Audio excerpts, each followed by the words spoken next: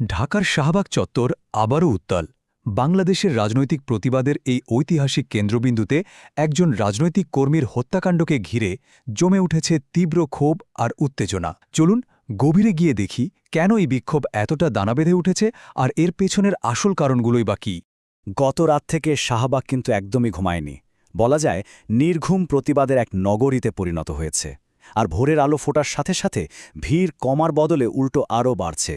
মশাল মিছিল, স্লোগান সবকিছু মিলিয়ে এই চত্বর একটা গভীর ক্ষোভের কথাই জানান দিচ্ছে। দেখুন, মাঝে মাঝে একটা অসম্পূর্ণ কথাই কিন্তু পুরো গল্পের সারমর্মটা বলে দেয়। একজন বিক্ষোভকারীর মুখ থেকে শোনা এই কথাটাই যেন সেখানে জড়ো হওয়া হাজারো মানুষের মনের কথা। তাদের মূল অভিযোগের কেন্দ্রবিন্দু কিন্তু ঠিক এখানেই। আর ঠিক এই ব্যর্থতার অভিযোগটাই হাজার হাজার মানুষকে রাস্তায় নামিয়ে এনেছে। সরকারের প্রতিশ্রুতির ওপর থেকে আস্থা হারিয়ে তাদের সেই ক্ষোভই এখন শাহবাগের বুকে আছড়ে পড়ছে। সেখানকার পরিস্থিতিটা ঠিক কেমন? হাজার হাজার ছাত্র জনতা রাতভর জেগে প্রতিবাদ করছে। তাদের স্লোগানে শুধু যে সরকারের নিষ্ক্রিয়তার বিরুদ্ধে ক্ষোভ আছে তা কিন্তু নয়, ভারতীয় আধিপত্যবাদের মতো বেশ কিছু স্পর্শকাতর রাজনৈতিক কথাও শোনা যাচ্ছে।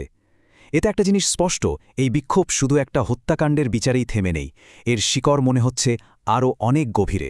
কিন্তু প্রশ্ন হল, কে এই ওসমান হাদি?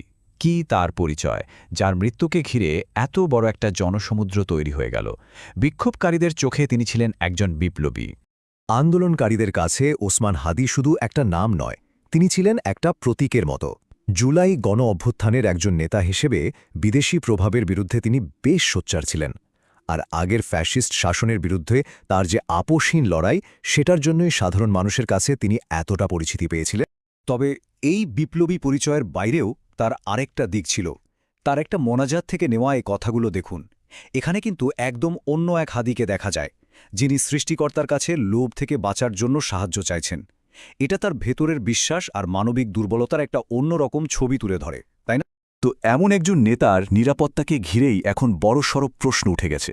আর বিক্ষোভের সব তীর সরাসরি অন্তর্বর্তীকালীন সরকারের দিকেই তাক করা। চলুন দেখি তাদের অভিযোগগুলো ঠিক কী কী। বিক্ষোভকারীদের মূল অভিযোগটা খুবই পরিষ্কার এবং বেশ গুরুত্বপূর্ণ।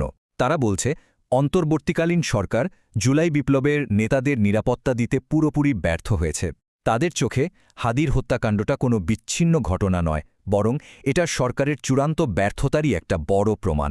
আর এই ক্ষোভটা আরও বাড়ছে, কারণ হাদিকে হত্যা করা হয়েছে এক সপ্তাহেরও বেশি হয়ে গেল, কিন্তু এখন পর্যন্ত হত্যাকারীদের কাউকেই গ্রেফতার করা যায়নি। এই দীর্ঘসূত্রিতাই যেন মানুষের ক্ষোভে ঘি ঢালছে। বিষয়টা যদি খুব সহজ করে দেখি, তাহলে একদিকে ছিল সরকারের দায়িত্ব বিপ্লবীদের